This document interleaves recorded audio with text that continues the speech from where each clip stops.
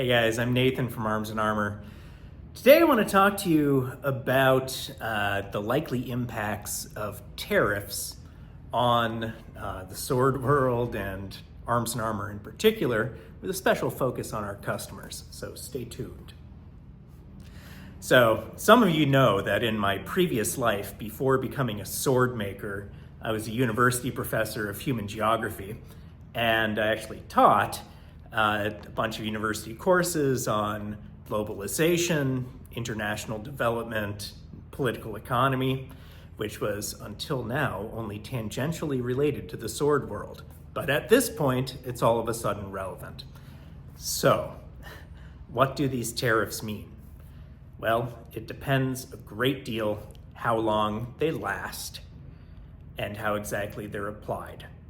For our customers, especially our international customers, you're the ones likely to see the biggest and first impact, and we've already had cancellations of some orders from our clients in Europe, Canada, Latin America, really around the world, and this is understandable. Those costs are likely to go up substantially for folks who have to pay an import tariff when that sword arrives, and we understand, right? If you're in that kind of boat, you can get in touch with us.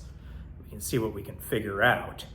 Right now, we're recommending to people who are international customers that they don't have to cancel their order. We can wait it out a bit, right? So I think waiting 3 or 4 months may be a good way to see if all of this resolves, but we're happy to work with folks at any rate. Now, it's kind of a double whammy for these folks because shipping costs have gone up a lot over the last 5 or 6 years as the global economy has shifted in the wake of COVID, right? The price to get these goods to various international markets has gone up, and customers have had to bear that cost. And we know that that is something that, has a real impact on people. So we've worked hard to try and keep those costs down as much as we can, but they're largely out of our hands. As far as Arms and Armor is concerned, we 100% make all of our products by hand here in the US. So for American sword customers, the effects of these tariffs are likely to be minimal in terms of swords they buy from us. Eventually, prices will trickle down, right? So most steel right now isn't made in the US, and it's really hard actually to say where your steel comes from. We try hard to make sure that it comes from domestic suppliers whenever we can, but that is really a very difficult task. And when commodity prices go up, it doesn't really matter if they're imported or not. American steel manufacturers are going to raise their prices to be in line with international steel prices. So even with American steel prices are going to go up. That said, steel is a relatively small part of the price of making a sword. For us, the vast majority of the cost of making a sword is labor, right?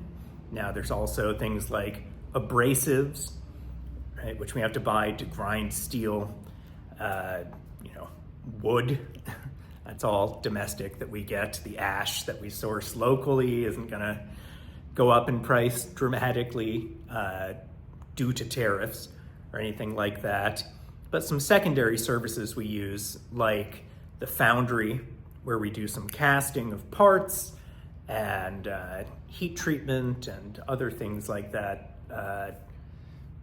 I anticipate that prices may go up some from these places, especially if the tariffs are effective at driving more manufacturing back to the US. There could be more competition for these services, which could cause prices to rise until there's more capacity that's built. But again, it matters. It really depends on how long and how high the tariffs are.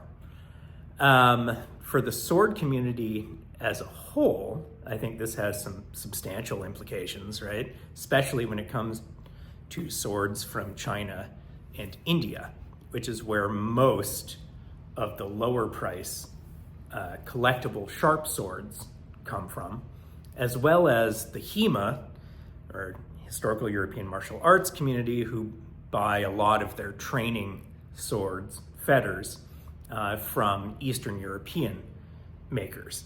I think those prices are going to go up a lot with the tariffs as they are currently set. Right? If that happens, then there's likely to be more demand upon American sword makers from the domestic market, which is honestly probably the biggest sword market in the world, just given the population and the wealth of the United States. So that could cause prices to go up if there's significantly increased demand inside the American market. Now, for arms and armor, we don't really see the Chinese and the Indian lower priced swords as our direct competitors. They're not something that we try and compete with. I think they're generally seen rightly across the community as two different tiers of products that are going on. But American sword consumers at least should know that American-made swords, are not immediately going to be impacted within the domestic market by these tariffs. If they stay in effect for a while, prices probably will go up due to increased cost of raw materials. If there's a shortage of labor in the United States due to mass deportation or something like that, wages could go up among makers, right? It's possible if there are a lot of other jobs out there that are all of a sudden paying more, although we pay a living wage and almost every dime that we make goes to pay our guys. So we'll see, right? Keep it relatively short. For our consumers in the US, don't expect abrupt changes in the short term. If you're our customer and you're not from the US, get in touch with you or get in touch with us, and we're happy to talk through any options that may be available. If you need to cancel your order, we understand, although I would suggest that waiting might be the best game, since these tariffs might not be around that long. And if you cancel your order and then want to put it back in 3 months when the tariffs are over, I can't guarantee that your place in line will stay, right? So get in touch with us if you have any questions. Hopefully all of this gets sorted out relatively rapidly with minimal impacts upon our various communities, but we'll see. Cross your fingers. All right, take care.